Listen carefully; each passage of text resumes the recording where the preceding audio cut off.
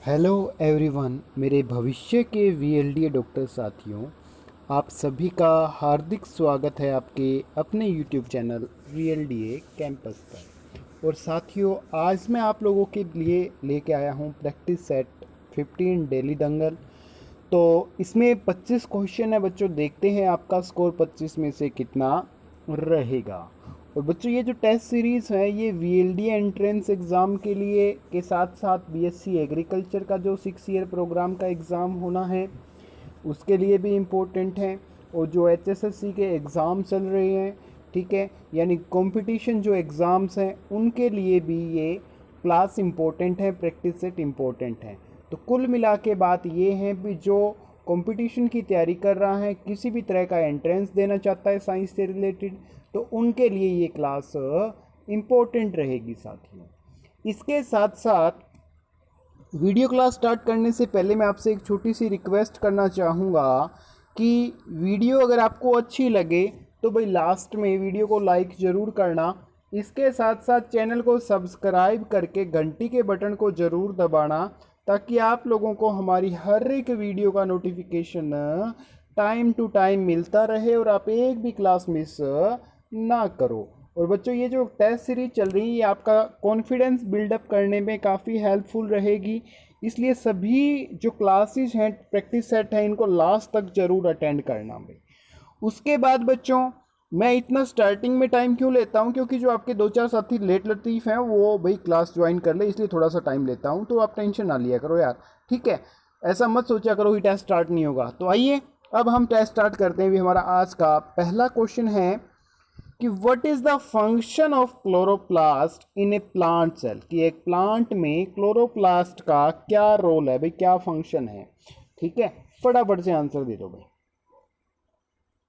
तो बच्चों, हर एक क्वेश्चन का आंसर जरूर दिया करो भाई, ठीक है ना, क्योंकि इससे एक क्लासरूम का एनवायरनमेंट बनता है और आप लोगों की जो प्रिपरेशन है वो भी अच्छी हो जाती है। तो बच्चों, जो क्लोरोप्लास्ट है, क्लोरोप्लास्ट का मेन फंक्शन है सनलाइट को एब्जॉर्ब करना। ऑप्शन सी क्या रहेगा आपका, बिल्कुल सही। और जो क्लोरोप्लास्ट है बच्चों, वो ऐसे ऑर्गेनल्स है जो सिर्फ प्लांट सेल में पाए जाते हैं।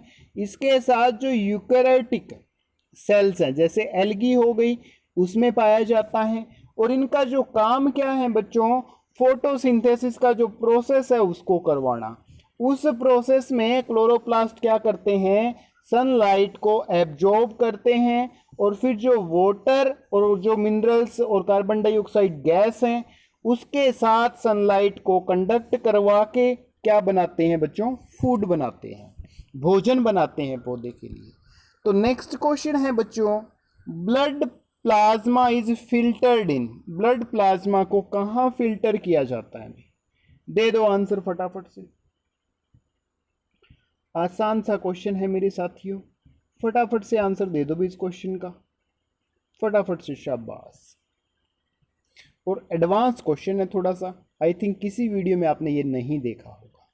तो इसका जो राइट आंसर रहेगा बच्चों वो रहेगा रेनल कैप्सूल। रेनल कैप्सूल में क्या होता है, ब्लड प्लाज्मा फिल्टर होती है बच्चों। उसके बाद आइए भी नेक्स्ट क्वेश्चन पे, which part of the female reproductive system prepares itself every month to receive and nurture the growing child. ये कहता है भी महिला में, जो महिला में प्रजनन तंत्र है उसमें ऐसा क्या है, कौन सा पार्ट है जो खुद को हर महीने तैयार करता है जाइगोट को रिसीव करने के लिए, प्राप्त करने के लिए और उसकी ग्रोविंग के लिए भाई। तो फटाफट से आंसर दे दो साथियों, फटाफट से, बिल्कुल अच्छा क्वेश्चन है। ऐसा नहीं है कि ये आपको नहीं पता, पता है आपको, बट थोड़ी सी मॉडिफाइड स्टेटमेंट है और एग्जाम में ऐसी ऐसी स्टेटमेंट्स आती हैं बच्चों, आंसर आपको आता है बट आप दे नहीं पाते। सारे ऑप्शन ऐसे लगते हैं कि आसान है, यही इसका आंसर है। तो बच्चों, इसका जो राइट आंसर रहेगा वो रहेगा यूट्रस। यूट्रस क्या करता है, जैसे कि आपको पता है कि मेल गैमेट यानी सपम और जो फीमेल गैमेट है ओवम, वो फेलोपियन ट्यूब में क्या होते हैं बच्चों, फर्टिलाइज होते हैं। ठीक है, फर्टिलाइज फेलोपियन ट्यूब में होते हैं। उसके बाद ये कहाँ आते हैं भाई, उसके बाद ये आते हैं यूट्रस में। तो यूट्रस हर महीने अपने आप को तैयार करता है, प्रिपेयर करता है उस जाइगोट को रिसीव करने के लिए, प्राप्त करने के लिए बच्चों। ठीक है, तो इसका जो राइट आंसर रहेगा आपका वो रहेगा बच्चों ऑप्शन बी। उसके बाद आइए भी क्वेश्चन नंबर 4 पे, what is the junction between an axon ending with the dendrite of another nerve cell called. ये क्या कहता है कि जो जंक्शन है एक्सोन के एंड होते हुए जो डेंड्राइट्स हैं उनके बीच में, जो दूसरी नर्व सेल्स हैं उनके बीच में, उसको हम क्या कहेंगे। तो बच्चों फटाफट से बता दो, दो डेंड्राइट्स के बीच का जो गैप होता है उसको क्या कहते हैं, सिंपल लैंग्वेज में ये बात है। फटाफट से आंसर दे दो। तो बच्चों इसका आंसर फटाफट से दो भाई, इतना टाइम मत लगाओ यार। तो इसका जो राइट आंसर होगा बच्चों वो रहेगा आपका, क्या रहेगा, फटाफट से एक बार आंसर दे दो, फिर बताता हूं मैं इसका आंसर। शाबाश, वेरी गुड, बड़े अच्छे बच्चे हैं। तो इसका जो राइट आंसर रहेगा बच्चों वो रहेगा साइनेप्स। क्या रहेगा, साइनेप्स। नेक्स्ट क्वेश्चन है, the smallest cell in the human body, कि मानव शरीर की सबसे छोटी कोशिका कौन सी है। दे दो भाई फटाफट से आंसर। बड़े अच्छे अच्छे क्वेश्चन है बच्चों, जवाब जरूर दिया करो भाई। तो इसका जो राइट आंसर रहेगा बच्चों वो रहेगा सपर्म सेल। सपर्म सेल क्या होती है, सबसे छोटी मानव की जो कोशिका है बच्चों वो होती है। ठीक है, इसको मेल गैमेट भी बोल देते हैं, ध्यान रख लेना। ठीक है, समझ आ गई भाई इतनी बात। उसके बाद नेक्स्ट क्वेश्चन है मेरे साथियों, क्वेश्चन नंबर 6, बड़ा इंपॉर्टेंट है। Haemophilia is a hereditary disease carried by, कि जो हीमीफीलिया है, एर रक्तता है, ठीक है, हीमोफीलिया है वो बीमारी क्या है कि हेरिडिटी यानी आनुवंशिक रूप से होने वाली है, बट वो किसके द्वारा कैरी होती है। फटाफट से आंसर दे दो भाई, शाबाश, बड़े अच्छे बच्चे हैं।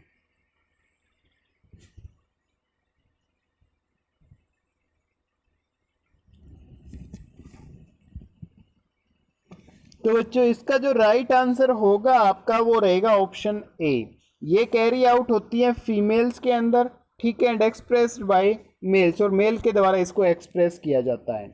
हीमोफीलिया एक ऐसी बीमारी है जो आनुवंशिक तौर पे होती हैं, और ये ब्लीडिंग डिसऑर्डर है, इसमें खून काफ़ी बहता है भाई। ठीक है, किसके कारण, कि जो ब्लड क्लॉटिंग के लिए जो फैक्टर्स रिस्पॉन्सिबल हैं वो उसमें कम होते हैं, उसके कारण। और जो मेन ट्रीटमेंट है हीमोफीलिया का उसको हम कहेंगे रिप्लेसमेंट थेरेपी। ठीक है, ये क्या होती है बच्चों, कंसंट्रेट्स होते हैं क्लोटिंग फैक्टर 8 के फॉर हीमोफीलिया ए। ठीक है, और क्लोटिंग फैक्टर 9 यूज करेंगे हीमोफीलिया बी के लिए। ये क्या है, स्लोली जैसे ग्लूकोज बोतल जो लगती है उसके थ्रू या इंजेक्शन के थ्रू एक वीन में छोड़ दिए जाते हैं, एंड दीज ये इन्फ्यूज होते हैं और हेल्प करते हैं बच्चों ब्लड क्लोटिंग फैक्टर्स के अंदर। ठीक है, समझ आ गई बात इतनी।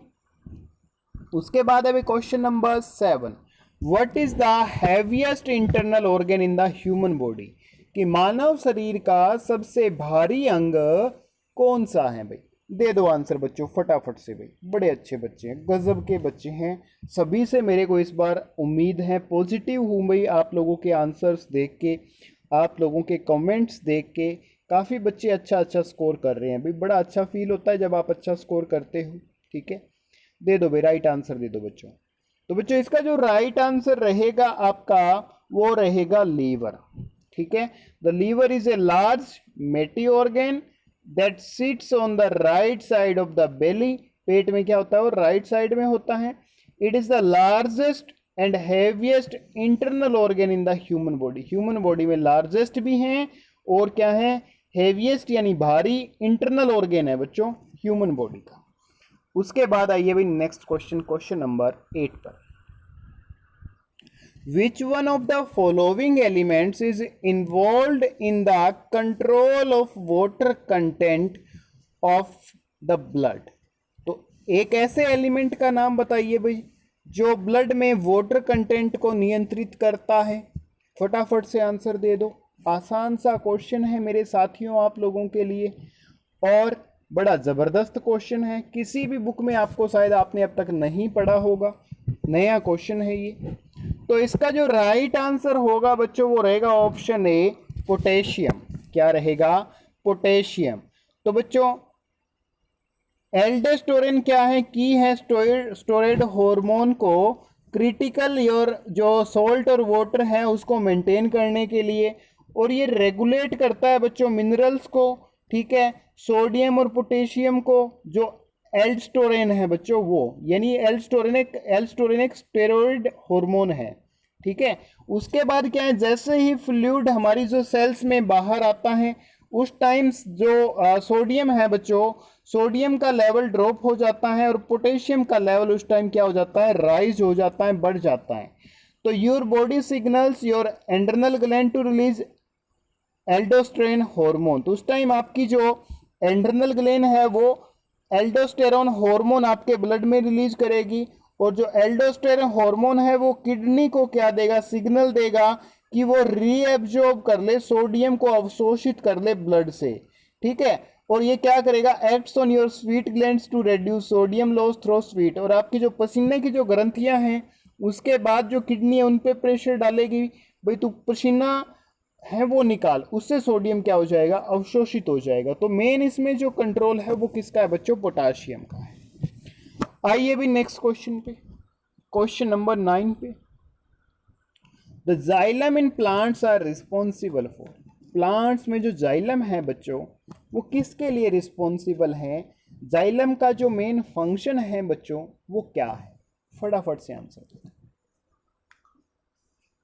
मेरे साथियों। इसका आंसर मैंने आपको करवा रखा है और ट्रिक भी मैंने बता रखी है। ट्रिक मैंने आपको ये बताई थी, जैसे जल, जाइलम का काम क्या है? जल को ट्रांसपोर्ट करना। तो ढूंढ लो भाई जल वाला ऑप्शन कौन सा है? ऑप्शन ए है transport of water.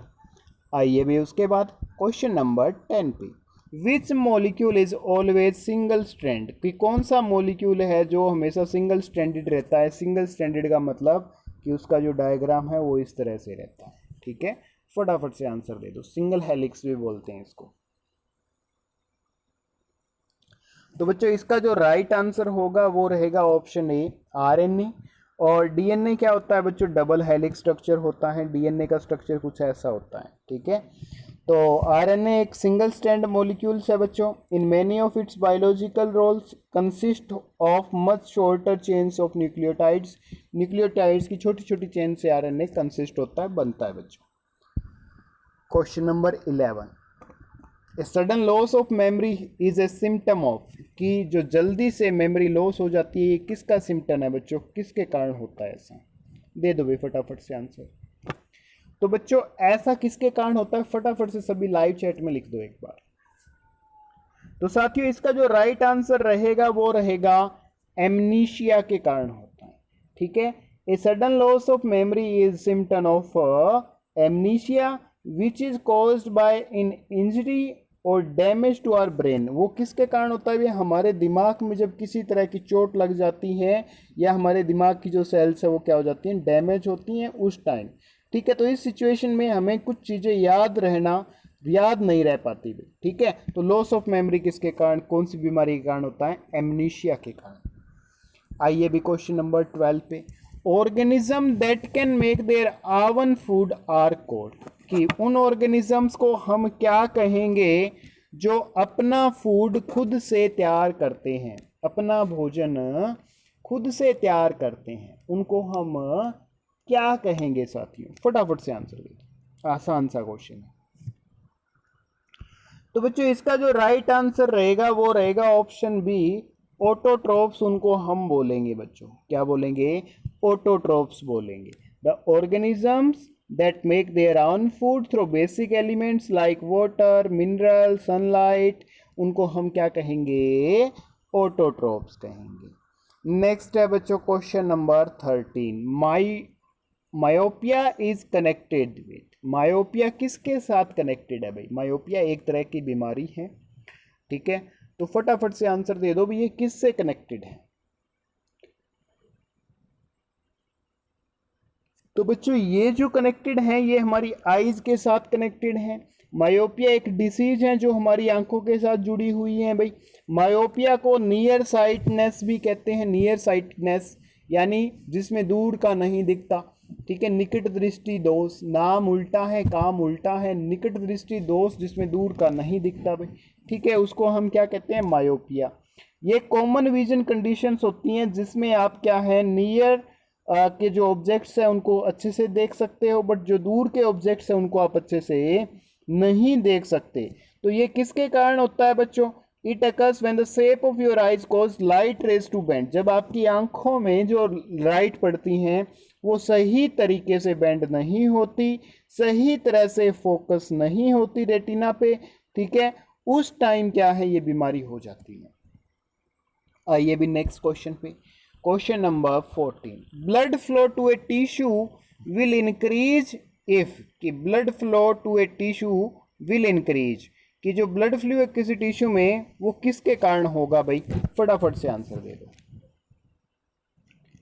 Very good बच्चों, दे दो भी आंसर, शाबाश, बड़े अच्छे अच्छे बच्चे। बच्चों तैयारी करते रहो, बस हमारा काम मेहनत करना है, फल आपको अपने आप मिल जाएगा, वो भगवान पे छोड़ दो। और आजकल तो फल तुरता फुर्त मिलता है भाई, जितनी मेहनत करोगे उतना ही फल मिलेगा, ध्यान रख लेना। ऐसा नहीं है भाई कोई आपके घर आके कहेगा अभी तेरा VLDA में एडमिशन हो गया, तूने पढ़ाई तो नहीं की, ऐसा बिल्कुल नहीं है। पढ़ोगे तो कुछ पाओगे भाई, नहीं पढ़ोगे तो कुछ नहीं मिलेगा। तो बच्चों इसका जो राइट आंसर रहेगा आपका वो रहेगा option B, level of carbon dioxide at the tissue increase, कि टिश्यू पे जब कार्बन डाइऑक्साइड का लेवल इंक्रीज होगा उस टाइम ब्लड फ्लो क्या हो जाएगा, राइज हो जाएगा बच्चों। ठीक है, समझ आ गई बात भाई इतनी। उसके बाद आइए बच्चों नेक्स्ट क्वेश्चन पे, activation of the receptors by stimuli is called, कि रिसेप्टर्स के द्वारा, यानी स्टिमुली के द्वारा जो रिसेप्टर्स को एक्टिवेट करना होता है उस प्रोसेस को हम क्या कहेंगे, बता दो भाई फटाफट से आंसर। बड़े अच्छे अच्छे क्वेश्चंस हैं आज, कुछ 4-5 क्वेश्चन तो ऐसे हैं भी जिनकी लैंग्वेज बदली हुई है और आप लोगों को पता भी है। तो बच्चों उनको हम क्या कहेंगे, उनको हम कहेंगे सेंसेशन, उस प्रोसेस को क्या कहेंगे, सेंसेशन, सेंस उनकी हमें फील होना भाई। क्वेश्चन नंबर 16 है, slow oxidative muscle fibres are best suited for, slow oxidative जो मसल फाइबर्स हैं वो किसके लिए बेस्ट है भाई, फटाफट से आंसर दे दो। तो बच्चों इसका जो राइट आंसर रहेगा वो रहेगा आपका option C, running a marathon, के जो हमारे मसल्स के जो फाइबर्स है बच्चों वो 3 तरह के होते हैं। एक तो होता है स्लो ऑक्सीडेटिव यानी SO, एक होता है फास्ट ऑक्सीडेटिव, ठीक है, और एक इसके साथ होता है फास्ट ग्लाइकोलाइटिक, फास्ट ग्लाइकोलाइटिक यानी FG। तो जो स्लो ऑक्सीडेटिव है बच्चों वो यूज होता है एरोबिक मेटाबॉलिज्म में, लो पावर कंसंट्रेशन यूज करने के लिए लंबे समय तक। तो ऐसा किसके लिए यूज होगा, जब कोई बंदा मैराथन में पार्टिसिपेट कर रहा होगा तो आपने देखा होगा कि वो धीरे धीरे दौड़ता है और अपनी एनर्जी को काफ़ी टाइम तक यूज करता है। ठीक है, तो आइए भाई इसके बाद नेक्स्ट क्वेश्चन पे, क्वेश्चन नंबर 17, बड़ा अच्छा क्वेश्चन है। Monosaccharide which is responsible for the sweet taste of fruit, fruits के स्वीट टेस्ट के लिए कौन सा मोनोसेकेराइड रिस्पॉन्सिबल है। एक दिन पहले भी मैंने आपको बताया था, ये कहा था बच्चों सुबह सुबह चाय मत पिया करो, फ्रूट खाया करो, वहां भी ये नाम मैंने आपको बताया था। तो बच्चों इसका जो राइट आंसर रहेगा वो रहेगा फ्रुक्टोज, ऑप्शन बी, या इसका एक नाम और भी लेते हैं, याद रख लेना, लेवुलोज। क्या होता है, लेवुलोज। ठीक है, ये मोनोसेकेराइड हैं जो रिस्पॉन्सिबल हैं भाई स्वीट टेस्ट के लिए। मोनोसेकेराइड हमारे सिंपलेस्ट शुगर्स की फॉर्म होती है बच्चों, जिसमें 3 कार्बन एटम्स होते हैं और बिल्डिंग ब्लॉक्स होते हैं किसके, कार्बोहाइड्रेट्स के। तो उसके बाद आ जाइए भी नेक्स्ट क्वेश्चन पे, which blood group is called as universal donor, universal donor कौन से ग्रुप को कहा जाता है, फटाफट से आंसर दे दो बच्चों। तो बच्चों इसका जो राइट आंसर रहेगा आपका वो रहेगा O नेगेटिव, और इमरजेंसी का जो ब्लड है वो भी कौन सा है, O नेगेटिव। और यूनिवर्सल रिसेप्टर कौन सा है बच्चों, फटाफट से आंसर दे दो भाई, शाबाश, बड़े अच्छे बच्चे हैं भाई। तो यूनिवर्सल रिसेप्टर कहेंगे वो AB पॉजिटिव को कहेंगे भाई, किसको कहेंगे, AB पॉजिटिव को, क्योंकि ए बी पॉजिटिव में ए और बी दोनों एंटीजन होते हैं, एंटीबॉडी नहीं होते, तो ये ब्लड किसी से भी क्या हो सकता है, रिसीव कर सकता है भाई। डोनर यानी डोनर का मतलब ब्लड दे सकता है, तो उसमें किसी तरह का एंटीजन नहीं होता, इसी के कारण जो ब्लड ग्रुप ओ है, ओ नेगेटिव है, वो किसी को भी ब्लड दे सकता है। और ओ नेगेटिव है ना बच्चों, ये जीरो के कारण इसका नाम पड़ा है, जीरो सिंबल हम ऐसे यूज करते हैं ना, इसलिए ओ बोलते हैं इसको, क्योंकि इसमें कोई एंटीजन नहीं होता। ठीक है, अब आइए भी नेक्स्ट क्वेश्चन पे, क्वेश्चन नंबर 19 पे। Which of the following is not a feature found in almost every cell, कि इनमें से कौन सा फीचर प्रत्येक सेल में नहीं मिलता भाई, दे दो आंसर फटाफट से। तो बच्चों इसका जो राइट आंसर रहेगा वो रहेगा option A, cell wall. Cell wall सिर्फ प्लांट की सेल में पाई जाती है अभी, और किसी की सेल में नहीं पाई जाती। ठीक है, बाकी इसके बाद आ जाओ नेक्स्ट क्वेश्चन पे, question number 20। Which of the following is a risk factor for osteoporosis. Osteoporosis के लिए भाई कौन सा फैक्टर रिस्की है, फटाफट से आंसर दे दो, फटाफट से आंसर दे दो भाई, फटाफट से, शाबाश, बड़े अच्छे बच्चे। तो बच्चों इसका जो राइट आंसर रहेगा आपका वो रहेगा option C, both A and B, कि जो ऑस्टियोपोरोसिस है बच्चों वो क्या है कि उसमें जो हमारी हड्डियां हैं, बोन्स है, उनके ऊपर जो मास होता है उसको कम कर देता है, और डेंसिटी को भी उसकी जो क्या है कम कर देता है। ठीक है, किसमें, फ्रैक्चर के दौरान। तो ये किसके कारण होता है बच्चों, इसके कारण ही फ्रैक्चर होते हैं, जब हमारी हड्डियों का मास कम हो जाता है, डेंसिटी कम हो जाती है, उसके कारण ही फ्रैक्चर्स होते हैं। ये किसके कारण होता है, सिगरेट और ड्रिंकिंग एल्कोहल के कारण होता है। जो ड्रिंकिंग है सिगरेट्स, स्मोकिंग है सिगरेट्स की, और ड्रिंकिंग ऑफ एल्कोहल्स है, ये क्या करता है, लॉस करता है किसका, बोन मास का और डेंसिटी का। तो उसके कारण जो ओस्टियोपोरोसिस नाम की बीमारी है वो हो जाती है, और ये कॉमन है किसमें बच्चों, वुमेन में, और उसके बाद किसमें, मेन में। सबसे ज़्यादा किसमें फ्रैक्चर किसमें होने की संभावना होती है, वुमेन में। ठीक है, अगर वो स्मोकिंग और ड्रिंकिंग करने लग जाए तो वो वीक हो जाएगी उसकी हड्डियाँ बच्चों, ध्यान रखना। आइए भी नेक्स्ट क्वेश्चन पे, question number 21। Which of the following are known as the suicidal bags of cells. कोशिका के जो आत्मघाती थैलियां हैं वो किन्हें कहा जाता है, फटाफट से आंसर दे दो।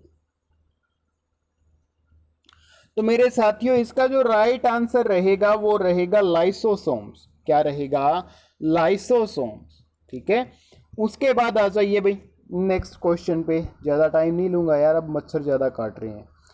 REM behaviour disorder results from, कि जो REM बिहेवियर डिसऑर्डर है, ठीक है, वो किसके कारण होती है, फटाफट से आंसर दे दो। तो बच्चों REM क्या है, रैपिड आई मूवमेंट है। ये किसका, कौन सा डिसऑर्डर है, स्लीप डिसऑर्डर है ये। ऑप्शन ए क्या रहेगा, बिल्कुल सही रहेगा। ठीक है, अगर ज़्यादा अल्कोहल की कंजम्पशन कर ली जाए यानी ज़्यादा दारू पी ली जाए, ज़्यादा बियर पी ली जाए, ठीक है, near to the bed time, यानी जब सोने का समय होता है उस टाइम ये ज़्यादा प्रॉब्लम हो सकती है। आइए भी नेक्स्ट क्वेश्चन पे। Which of the following organ do not have blood vessels, कि कौन से ऑर्गन के पास ब्लड वेसल्स नहीं होती, रक्त वाहिकाएं नहीं होती, दे दो भी फटाफट से आंसर। तो बच्चों इसका जो राइट आंसर रहेगा वो रहेगा कॉर्निया। कॉर्निया एक ऐसा टिश्यू है बच्चों जिसके पास ब्लड वेसल्स नहीं होती।